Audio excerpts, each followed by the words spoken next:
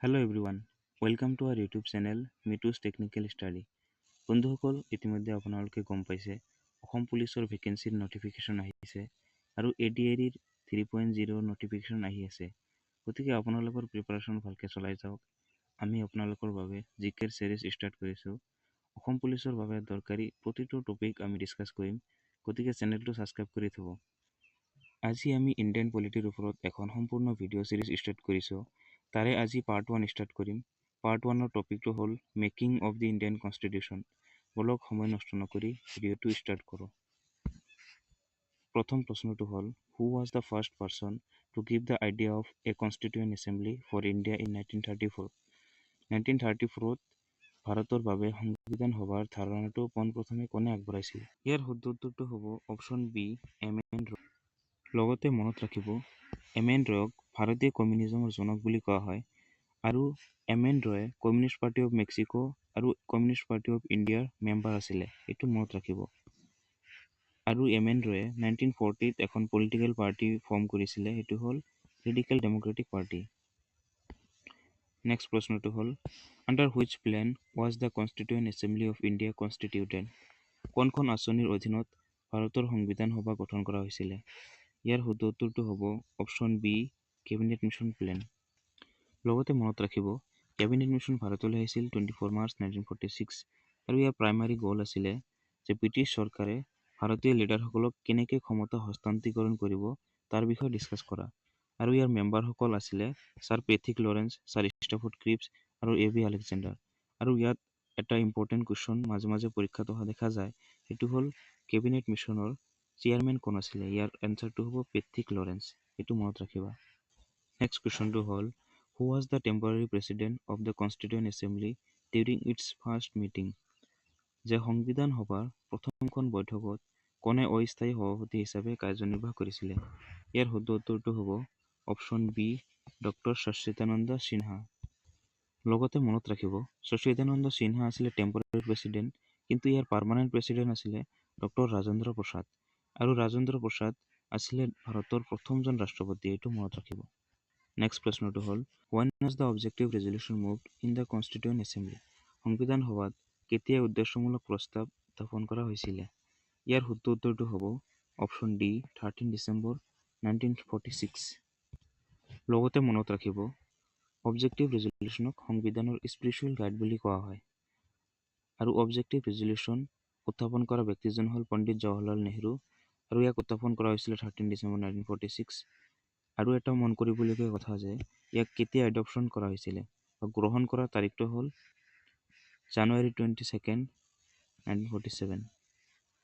Next প্ৰশ্নটো হ'ল, who was appointed as the constitutional adviser to the constituent assembly? সংবিধান সভাৰ সাংবিধানিক উপদেষ্টা হিচাপে কাক নিযুক্তি দিয়া হৈছিলে?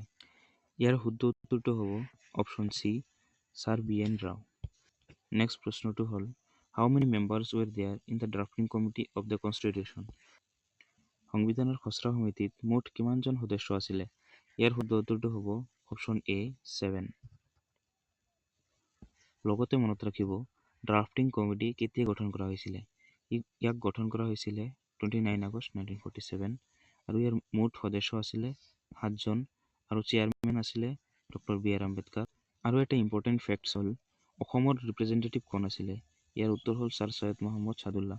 নেক্সট প্ৰশ্নটো হ'ল, which of the following was not a member of drafting committee? তলৰ কোনজন খচৰা সমিতিৰ সদস্য নাছিলে? খচৰা সমিতিৰ সদস্য আছিলে ডক্টৰ কে মুন্সী, এন গোপালাস্বামী আয়েংগাৰো আছিলে, আলাদী কৃষ্ণস্বামী আয়েংগাৰো আছিলে। কোন নাছিলে? ডক্টৰ ৰাজেন্দ্ৰ প্ৰসাদ নাছিলে। গতিকে শুদ্ধ উত্তৰটো হ'ব ডক্টৰ ৰাজেন্দ্ৰ প্ৰসাদ। নেক্সট প্ৰশ্ন, how much time did the constituent assembly take to complete the constitution?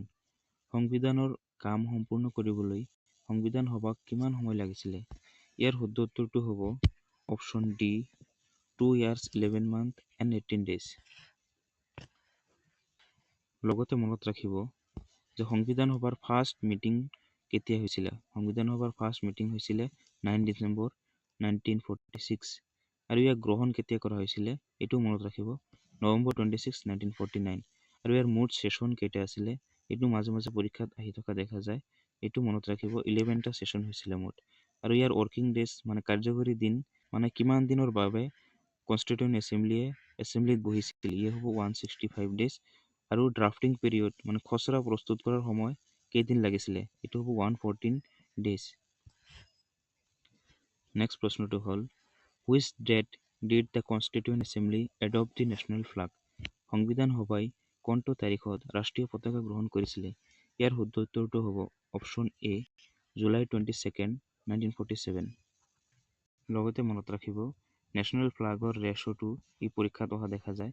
ৰেচোটো হ'ল 3:2 আৰু অশোক চক্ৰত কেইটা স্পক্স আছে? 24টা স্পক আছে। আৰু নেশ্যনেল ফ্লাগৰ কালাৰৰ ছিগনিফিকেঞ্চটো পৰীক্ষাত অহা দেখা যায়, গতিকে এইটো আপোনালোকে মনত ৰাখিব। চেফ্ৰনৰ কালাৰৰ ছিগনিফিকেঞ্চটো হ'ল ষ্ট্ৰেংথ আৰু কাৰেজ, আৰু হোৱাইটৰ ছিগনিফিকেঞ্চ হ'ল পিচ এণ্ড ট্ৰুথ, আৰু গ্ৰীণৰ ছিগনিফিকেঞ্চ হ'ল fertility, growth and auspiciousness. Next প্ৰশ্নটো হ'ল the design of the national flag was adopted from the design created by? ৰাষ্ট্ৰীয় পতাকাৰ আৰ্হিটো কাৰ দ্বাৰা নিৰ্মিত আৰ্হিৰ পৰা লোৱা হৈছে? ইয়াৰ শুদ্ধ উত্তৰটো হ'ব অপশ্যন চি, পিংগালী ভেংকায়া।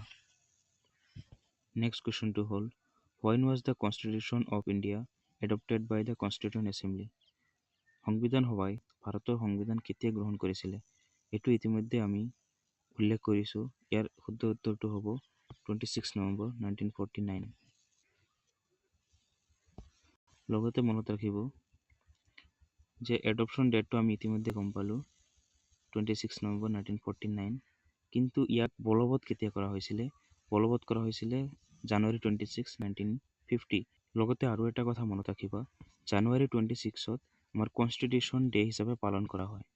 আৰু লগতে এইটো মনত ৰাখিবা যে আমাৰ সংবিধান যেতিয়া এডপ্ট কৰা হৈছিলে 1949ত, তেতিয়া সংবিধানত এটা প্ৰিএম্বল আছিলে, 395টা আৰ্টিকেল আছিলে, 22টা পাৰ্ট আছিলে, আৰু 8খন শ্বেডিউল আছিলে।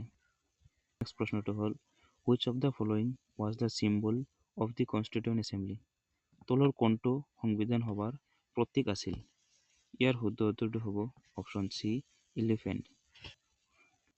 লগতে মনত ৰাখিব এলিফেণ্ট চিম্বলৰ উদ্দেশ্য কি আছিলে? ইয়াৰ উদ্দেশ্যটো আছিলে যে সংবিধান সভাৰ শক্তি, জ্ঞান আৰু বিশালতাক প্ৰতিনিধিত্ব কৰিবলৈ।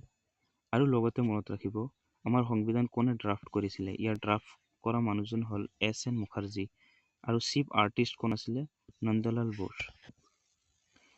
নেক্সট প্ৰশ্নটো হ'ল who was the calligrapher of original Indian constitution English?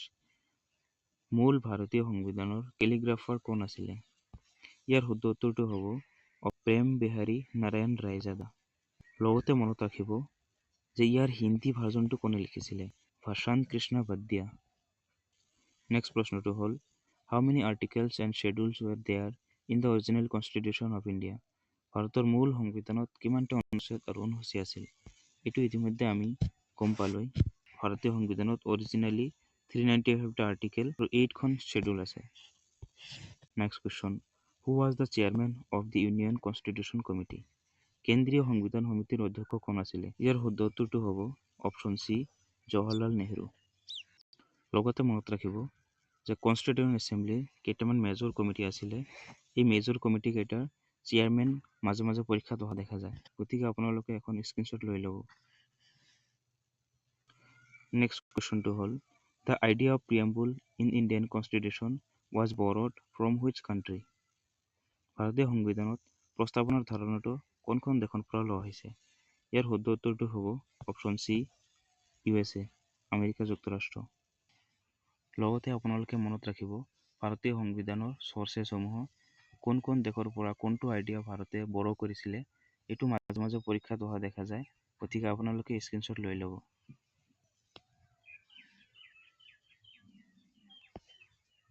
Next প্ৰশ্নটো হ'ল which committee was not chair by Jawaharlal Nehru? আমি ইতিমধ্যে গম পালোঁ পণ্ডিত জৱাহৰলাল নেহৰুৱে কোনটো কমিটিত সভাপতিত্ব কৰা নাছিলে। ইয়াৰ শুদ্ধ উত্তৰটো হ'ব অপশ্যন এ, ষ্টিয়াৰিং কমিটি। লগতে আপোনালোকে জানি থ'ব কনষ্টিটিউণ্ট এছেম্বলিত অসমৰ পৰা ৰিপ্ৰেজেণ্টেটিভ কোন কোন আছিলে? ছাৰ ছৈয়দ মহম্মদ ছাদুল্লা আছিলে ড্ৰাফটিং কমিটিৰ এজন সদস্য, ইতিমধ্যে আমি গম পালোঁ।